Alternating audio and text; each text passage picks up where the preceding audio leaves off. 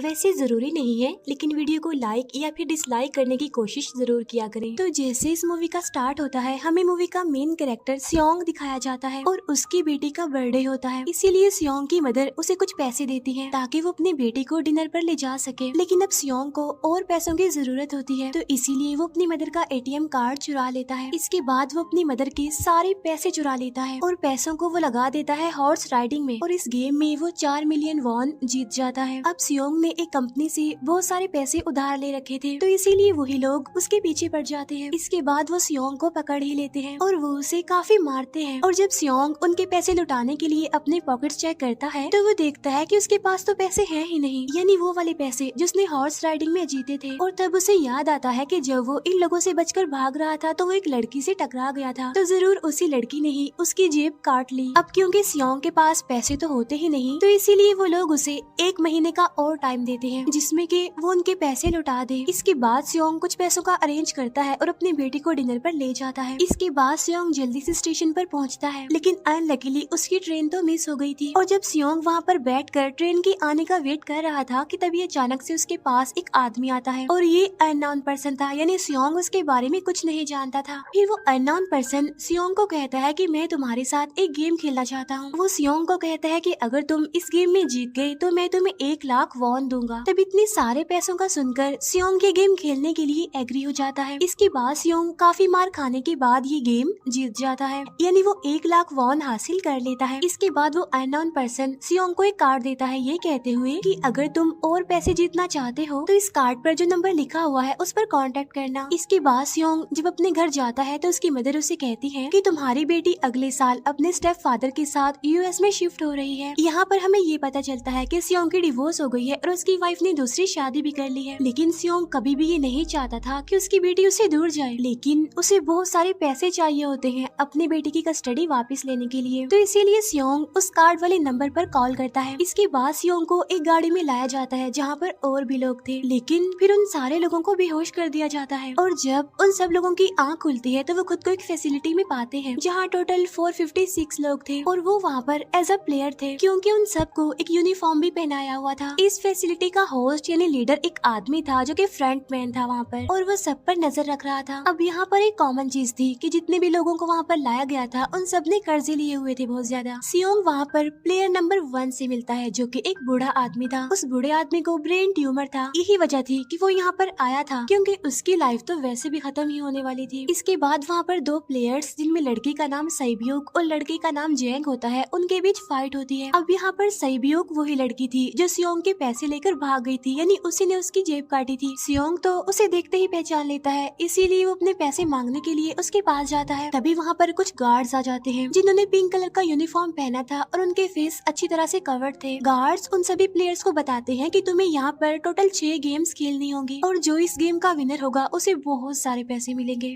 इसके बाद उन सबसे एक कॉन्ट्रैक्ट पर साइन करवाया जाता है, और इस कॉन्ट्रैक्ट के 3 मेन रूल्स थे। पहला रूल ये कि कोई भी प्लेयर अपनी मर्जी से गेम को छोड़कर नहीं जा सकता। दूसरा रूल ये होता है कि जो भी प्लेयर खेलने से मना करेगा तो उस प्लेयर को एलिमिनेट कर दिया जाएगा, और उनके मुताबिक एलिमिनेट का मतलब क्या था ये तो हम आगे ही जानेंगे। गेम का तीसरा रूल ये था कि अगर मेजोरिटी इस गेम को खेलना नहीं चाहती तो वो इस गेम को छोड़कर जा सकते हैं। इसके बाद उन सबको गेम के लिए ले जाया जाता है। अब यहाँ पर सियोंग अपने क्लासमेट सेंगवू से भी मिलता है जो कि उसे बचपन से जानता था। सियोंग उसे वहाँ पर देखकर काफी हैरान होता है क्योंकि वो तो किसी बिजनेस के लिए आउट ऑफ कंट्री चला गया था। अब पहले गेम के लिए वहाँ पर एक काफी बड़ी डॉल थी, और इस गेम का रूल काफी सिंपल था, और वो ये था कि डॉल जब भी गाना गाएगी उन सबको आगे बढ़ना है, और जैसे ही वो गाना गाना बंद करेगी तो उन सबको रुक जाना है और मूव नहीं करना है, और अगर कोई हिल गया तो उसे एलिमिनेट कर दिया जाएगा। अब स्टार्टिंग में तो ये सब कुछ उन्हें किसी प्रैंक की तरह लग रहा था, लेकिन जब एक लड़का हिल जाता है तो उसे शूट करके मार दिया जाता है, और यही होता है एलिमिनेट का मतलब, यानी उन्हें मार दिया जाएगा। अब ये देखकर वो सारे लोग काफी घबरा जाते हैं और उन्हें पता चल चुका था कि वो खतरे में है, इसीलिए लोग डरते हुए पैनिक करते हुए इधर उधर भागने लगते हैं। लेकिन अब क्योंकि गेम का रूल था, इसीलिए जो भी हिलता है उसे मार दिया जाता है और जितने भी सर्वाइवर होते हैं वो किसी न किसी तरह इस गेम को कंप्लीट कर ही लेते हैं। लेकिन जो लोग मर जाते हैं उनकी डेड बॉडीज को वहाँ से ले जाया जाता है और अब 456 प्लेयर्स में से सिर्फ 255 ही रह गए थे। अब क्योंकि वो सारे प्लेयर्स इतना ज्यादा डर जाते हैं कि अब कोई भी गेम खेलना नहीं चाहता था। लेकिन जैसा कि रूल नंबर 3 था कि अगर मेजोरिटी चाहे तो वो ये गेम स्किप कर सकती है, तो इसीलिए उनका लीडर यानी फ्रंटमैन वोटिंग करवाता है। लेकिन इससे पहले उन्हें प्राइज मनी दिखाई जाती है, यानी जो विनर को मिलेगी। लेकिन इन केस अगर कोई गेम को छोड़कर चला जाएगा तो ये सारे पैसे मरे हुए प्लेयर्स की फैमिलीज को मिल जाएंगे और ये prize money total 45 billion won होती है। इसके बाद वोटिंग करवाई जाती है जिसमें मेजोरिटी इस गेम को खेलना नहीं चाहती थी, तो इसीलिए गेम को यहीं पर स्टॉप कर दिया जाता है। लेकिन अगर कभी फ्यूचर में वो लोग चाहें तो इस गेम को रीज्वाइन कर सकते हैं। इसके बाद सभी लोगों को उनके घरों पर छोड़ दिया जाता है। नेक्स्ट डे सियोंग पुलिस स्टेशन जाता है और वहाँ पर वो पुलिस को सारी बात बता देता है। लेकिन उन लोगों को सियोंग की बातों पर यकीन नहीं होता और उल्टा वो लोग उसे पागल समझने लग जाते हैं। इसके बाद सियोंग उन्हें वही वाला कार्ड दिखाता है, लेकिन हैरान कर देने वाली बात तो ये है कि उस पर जो नंबर था वो रॉन्ग था। इसके बाद सियोंग जब घर जाता है तो उसकी मदर वहाँ पर नहीं होती। उधर सियोंग का क्लासमेट सेंगवू अपनी मदर को छुप कर देख रहा होता है और तभी वहाँ पर सियोंग भी आ जाता है। यहाँ पर सेंगवू अपसेट होते हुए सियोंग को बताता है कि मेरे ऊपर 6 बिलियन का कर्ज है। वो बताता है कि मैंने क्लाइंट्स के पैसे लेकर स्टॉक मार्जिन में लगा दिए थे, लेकिन अनलकीली वो सारे पैसे डूब गए। और तभी सियोंग के पास हॉस्पिटल से कॉल आती है। सियोंग की मदर का पाँव काफी इंजर्ड था, लेकिन डायबिटीज का ट्रीटमेंट ना होने की वजह से उनकी चोट और ज्यादा बढ़ गई। तब डॉक्टर सियोंग को बताते हैं कि तुम्हारी मदर का ट्रीटमेंट हो सकता है, लेकिन इसके लिए हमें इनका पाँव काटना होगा। लेकिन इस ऑपरेशन में बहुत सारे पैसे लगने वाले थे। लेकिन जाहिर सी बात है सियोंग के पास इतने पैसे तो होते नहीं। इवन उसने तो अपनी मदर के इंश्योरेंस के पैसे भी उड़ा दिए थे। तब इसीलिए सियोंग पैसे मांगने के लिए अपनी वाइफ के पास जाता है, लेकिन उसकी वाइफ उसे पैसे देने से इनकार कर देती है। फिर उसकी वाइफ अपने हस्बैंड को बताती है कि सियोंग आया था पैसे मांगने के लिए और तभी उसका हस्बैंड सियोंग को पैसे देने आता है। साथ साथ उसे ये भी कहता है कि मेरी फैमिली से दूर रहो। लेकिन सियोंग उसे मारने लगता है और तभी उसकी बेटी भी वहाँ पर आ जाती है। इसके बाद सियोंग का एक फ्रेंड अपने बॉस के पास पैसे मांगने जाता है, लेकिन उसका बॉस उसे पैसे देने से मना कर देता है, तो इसीलिए उन दोनों के बीच फाइट होने लगती है। इस फाइट के दौरान उसके बॉस का हाथ मशीन में आ जाता है, तो मौके का फायदा उठाकर सियोंग का फ्रेंड पैसे लेकर वहाँ से भाग जाता है। फिर इसके बाद सियोंग का फ्रेंड अपने घर आकर अपनी वाइफ को कहता है कि पहली फ्लाइट लो और जाओ यहाँ से। इसके बाद सईब्यूक एक एजेंट से मिलती है, क्योंकि उसने अपनी मदर को नॉर्थ एरिया से साउथ एरिया में लाना था। सईब्यूक वही लड़की जिसने सियोंग की जेब काटी थी, लेकिन यहाँ अपनी मदर को लाने के लिए सईब्यूक को बहुत सारे पैसों की जरूरत थी। अब सईब्यूक का एक छोटा भाई भी होता है जिससे उसने प्रॉमिस किया होता है कि मैं मदर को जरूर ले आऊंगी। इसके बाद हमें एक ऑफिसर दिखाया जाता है और इस ऑफिसर का भाई कुछ टाइम से मिसिंग था, इसीलिए वो ऑफिसर अपने भाई के घर जाता है, जहाँ उसे पता चलता है कि उसका भाई तो पिछले कुछ दिनों से अपने घर पर भी नहीं आया। और जब वो ऑफिसर घर को चेक कर रहा होता है तो उसे एक कार्ड मिलता है वहाँ पर, और इस ऑफिसर ने सेम ऐसा ही कार्ड पुलिस स्टेशन में सियोंग के पास भी देखा था, तो इसीलिए वो ऑफिसर सियोंग के पास जाकर उससे इस बारे में पूछता है, लेकिन सियोंग उसे कुछ नहीं बताता। इसके बाद सियोंग जब अपने घर जाता है तो उसे वो कार्ड दोबारा मिल जाता है वहाँ पर। अब सियोंग डिसाइड करता है कि वो दोबारा से उस गेम को ज्वाइन करेगा, इसीलिए सभी प्लेयर्स को एक शिप के पास ले जाया जाता है। इधर ही वो ऑफिसर भी गाड़ियों का पीछा करते हुए उस शिप तक आ जाता है। वो एक गार्ड को मारकर उसे पानी में फेंक देता है। इसके बाद उन सभी प्लेयर्स को एक आइलैंड पर मौजूद फैसिलिटी में लाया जाता है। अब यहाँ पर उन्हें जरा भी अंदाजा नहीं था कि अगला गेम कौन सा होगा और उसे कैसे खेला जाएगा। इसके बाद वो लोग अपनी अलग अलग टीम्स बना लेते हैं। रात को सईब्यूक और उसकी फीमेल फ्रेंड वॉशरूम जाते हैं। यहाँ पर सईब्यूक गार्ड्स की नजरों से बचते हुए उस फैसिलिटी को एक्सप्लोर करने लगती है। तभी वो देखती है कि गार्ड्स बड़े बड़े बर्तनों में कुछ बना रहे हैं,